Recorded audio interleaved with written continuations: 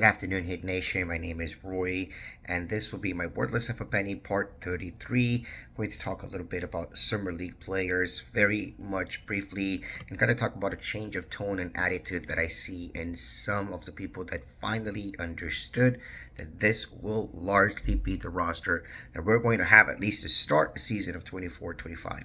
And so once that's assimilated, people kind of start to enjoy the fact that we are on the verge of exploring, and making and exposing perhaps some of those younger talents and see if they can make it into the league and see how much we can develop them.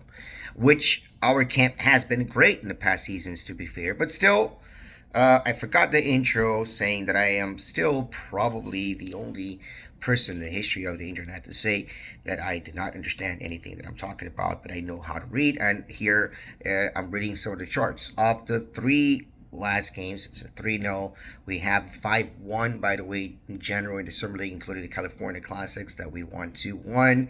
But the stats of the past three games, I think, are very telling. And let's talk about our two ways, and let's talk about what I think our two ways should be. So first of all, in terms of the Celtics, the person that scored the most points is Jaime Jaquez, but he's not in the conversation. So let's talk about Josh Christopher. So Josh Christopher is a little bit streaky, right? He had 20 points against the Celtics, and I'm just trying to kind of see what the points were for the Oklahoma. Oh my God! See, it's so easy to get lost into those things. But he had 20 points. I mean, what I think that the basic idea is that he had 20 points against the Celtics. I think he did a good job in terms of how he did against Oklahoma City as well. But I also know that it wasn't something that he necessarily did as well in terms of points. At least, oh, here we go. I'm kind of trying to still make it, but he scored 16 points there, and then he scored what about 9 yesterday. But still, I see his four steals. I see his energy. I'm not going to talk about the slam man, the slam dunk that Londas Williams man did, because Londas Williams is not going to be on the team, or he may still get a two-way contract. But one guy that I certainly like is Josh Christopher.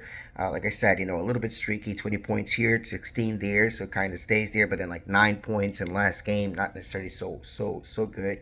Our guys, Khalil Ware, and Pelle Larson, they're doing pretty well. Keshad Johnson is also doing well. So I don't think Keshad Johnson is someone that you're going to relinquish anywhere.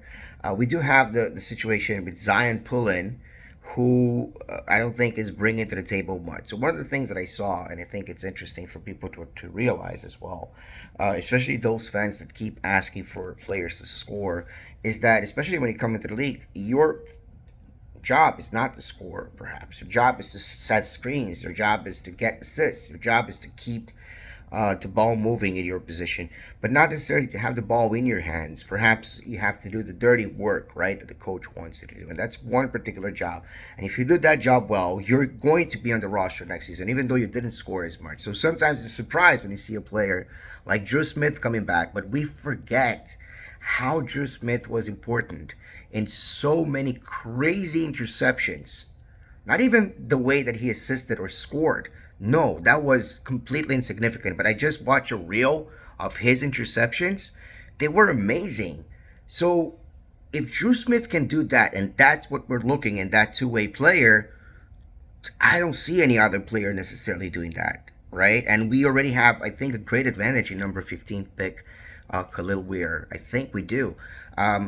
So the other, Isaiah Stevens is one of the other guys, and Josh Christopher. I think those are the two names. They're basically coming for Zion Pullen and Drew Smith. Do we need Drew Smith, meaning an extra point guard, in the system? That depends. Do we play point guards the way point guards play? Is it not common to see Hero handling the ball? Even when we have a point guard available, to see Jimmy handle the ball, to see Bam handle the ball, is it not common for us to play what we call positionless basketball? So I'm not sure. I'm a little bit now on the fence. I was completely against Drew Smith, and I thought for sure at least Josh Christopher should get that spot for Drew Smith. Um, and then you would probably get Isaiah Stevens for Zion Pullen, which again I agree would be a good move at least for what I saw so far. I don't know what the coaches saw. I also know what other people saw, and they saw something similar uh, as I did. But when it comes to Drew Smith, I'm a little bit on the fence right now because I saw his reel and I saw how good he is at interceptions. And guys, this is a season, and this comes from also from Five on the Sports. This comes from Brady Hawk's tweets or um, his own podcast. We basically are in the team that we don't know what's going to happen with Jimmy Butler next season. We don't know if next season is complete and entire implosion and reconstruction season.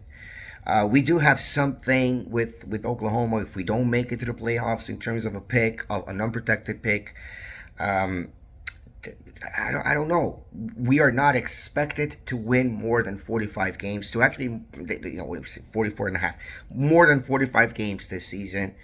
Uh, we're not expected to do that. We're not. And we are not, as fans, expecting them to do it. So if that's the situation already, and we have to watch this season, and we are fans, and we're going to watch that season, we want to see the young people play. So it just so happens that then, okay, those two ways become a little bit more important because at the end of the line, there's going to be more contracts that he may be able to offer to one of the two-way guys.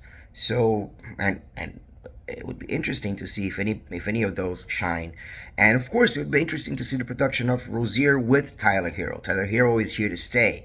It would be interesting to see how Duncan Robinson continues his journey in the NBA. It would be interesting to see what Butler gives. It would be interesting to see how Bam plays along. It would be interesting to see what any of those young ones are bringing. Whether it's Jovic right now with the fracture and out of the Olympics, or Jaime Jaquez, who shows so much promise and is just adults against babies when you see him in the summer league, or whether it's Josh Richardson coming back, and I think that should be exciting enough. I understand it's not as exciting to watch a team that's not battling for a championship, but it is exciting right now with all the quantum possibilities still unconverged by the observing eye, as my favorite lore game Outer Wilds would say. We have the possibility of watching the development of these young players and how they play along with the veterans that we do have on the team, such as Kevin Love, also Thomas Bryant seems to be a positive influence, and I like him personally. I don't know why, but I like the guy who seems to be a good influence in the locker room. I'll say I don't if something happens, but that's not the case. So anyway, let's go Heat, and excited for next season. It's still a few months away.